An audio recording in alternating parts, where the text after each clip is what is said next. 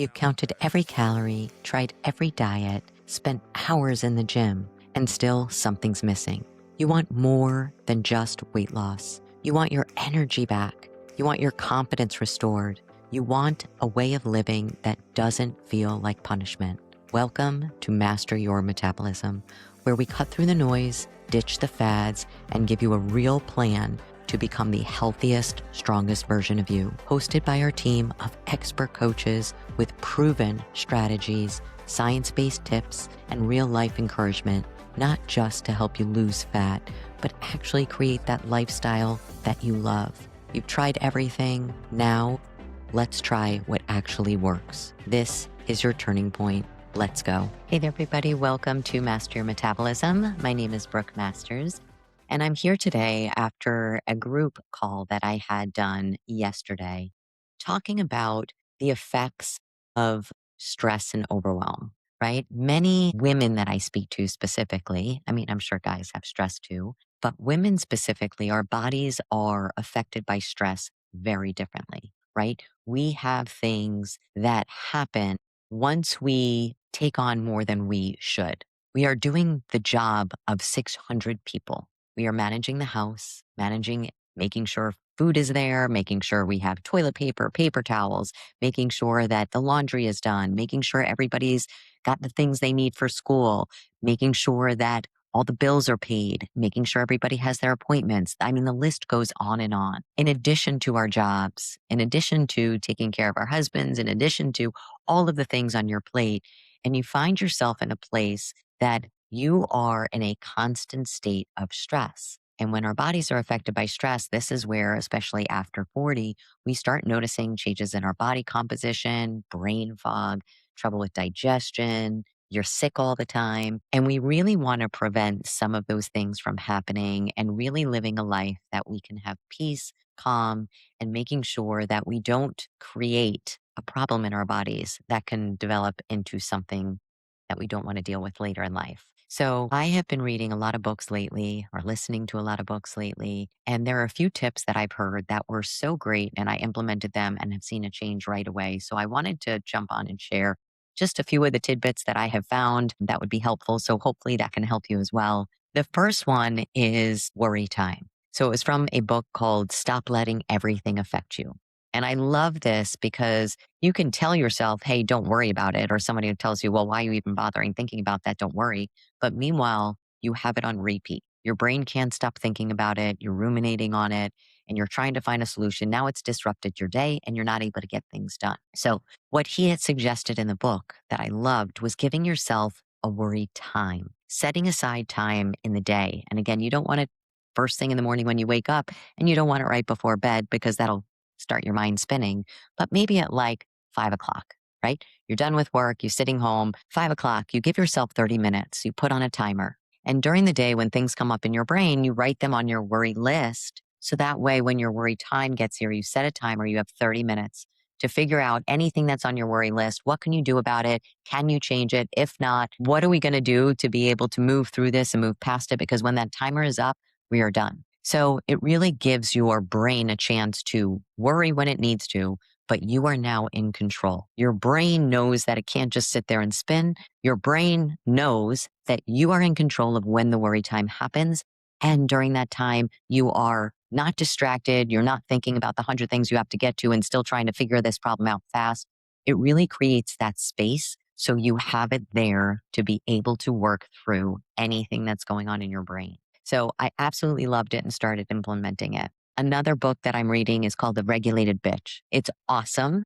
And something that she had mentioned is that when you are totally in a state of overwhelm, it is very hard to think about, well, I'm going to go breathe. Well, I'm going to go do some, calming exercise, some vagus nerve exercises, somatic work. Sometimes you are in a state that you just need that entry level, that introduction of how to move from super overwhelmed to starting to implement strategies. So the in-between that she suggested was to be thinking about checking in with yourself during the day, which I love. So what she had suggested is a few times throughout the day, start checking in, right?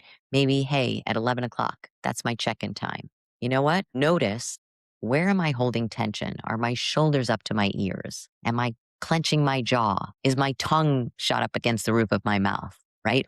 Clenched tight.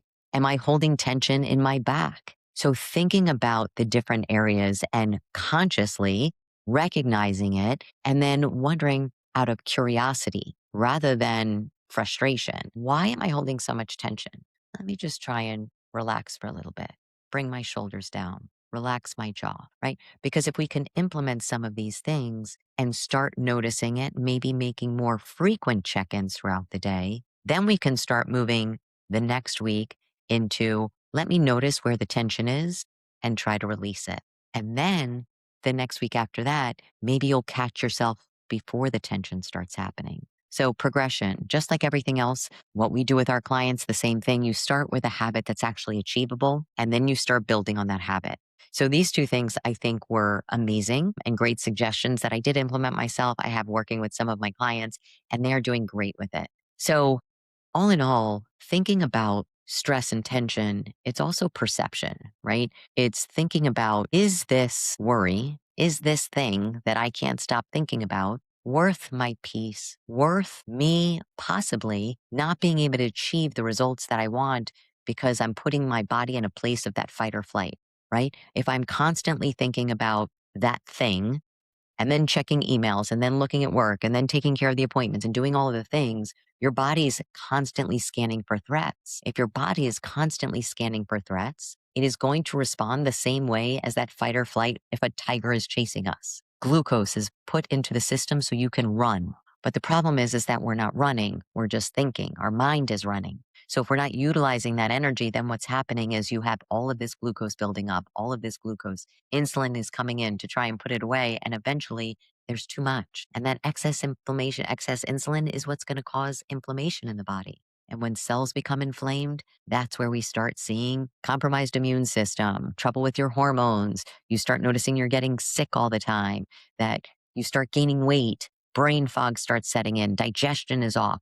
So really understanding, is that thing worth it? Is that thing something that I can change? If it is, great. Stop thinking about the thing and do something to make the change. If there's nothing you can do to control it, we need to just breathe and understand we've been through some really hard stuff before, really hard things. Everybody's dealt with them throughout their life, and we've made it through every single one. And when we were in it, we didn't know how we were going to make it through, but now you have evidence that you have. It's not easy, and sometimes it doesn't make sense why it had to happen, but there has to come to a point that it did, and we need to move on and appreciate all the moments that we still have and the present moment that we want to enjoy that we're going to miss because we're worrying about something we can't change, or we're not enjoying and the present and worrying about the future. So it's really about bringing yourself back to this present moment, enjoying every gift that is given to you and every moment that you are here and that you are healthy and able to enjoy life is a gift. People around you, the things you have in your life, when we start getting flooded with the things that we're worrying about, what I try to do is breathe, try and recognize the things that I can control. I write it down, journal it, try and work through it. If it's not something I can work through, I just have to believe that it's happening on purpose for me and there's a reason that it happens and move through it. So I hope this helps. And if there is anything else that you guys would like to see in future episodes, I would love if you would drop it in the comments. And of course, follow along for more episodes. And if you enjoyed this, please, we would love if you would share a review. Until next episode, we'll see you later. Thanks for tuning in to Master Your Metabolism. If you found value in today's episode, it would mean the world to us if you'd hit subscribe and share this episode with someone who could use a little guidance in their health journey. Ready to take the next step? Head over to www.mastersfitnesscoaching.com and you can book a free call right from the site so we can chat about your goals and how we can help support you. Don't forget to join our Facebook group where we're sharing coaching tips, support, and tricks to help keep you on track and continue making progress. You don't have to do this alone. We're here to walk with you every step of the way. Until next time, stay consistent, stay kind to yourself, and keep mastering your metabolism. Let's do this together.